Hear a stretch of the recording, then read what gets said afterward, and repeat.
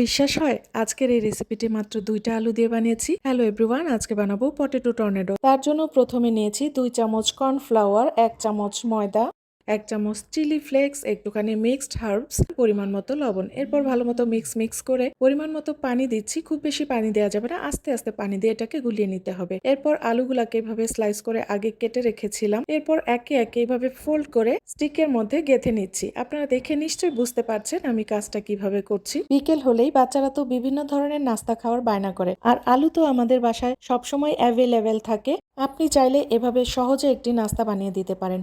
এখন সেই আলুর স্টিকের উপরে এভাবে ব্যাটারগুলো ছড়িয়ে দিব, ঘুরিয়ে ঘুরিয়ে দিব, যাতে প্রত্যেকটা ভালো মতো ব্যাটারগুলো লাগে। উপর থেকেই দিতে হবে, তা না হলে কিন্তু এভাবে মশলাগুলা ছড়াবে না। এখন মিডিয়াম লো হিটে সময় নিয়ে আস্তে আস্তে প্রত্যেকটা স্টিক আমি ভেজে নিব। এটা খেতে যে এত মজা আর এত বেশি ক্রিস্পি হয় আপনারা বানালেই বুঝতে পারবেন, আর বাচ্চাদের দিলে তো বাচ্চারা অনেক বেশি খুশি হয়ে যাবে। খুব সহজে এভাবে বানিয়ে ফেলা যায় পটেটো টর্নেডো। আপনারা বাচ্চাদের অবশ্যই বানিয়ে খাওয়াবেন। ভিডিওটি ভালো লাগলে লাইক, কমেন্ট, শেয়ার করবেন। সবাই ভালো থাকবেন। আল্লাহ হাফিজ।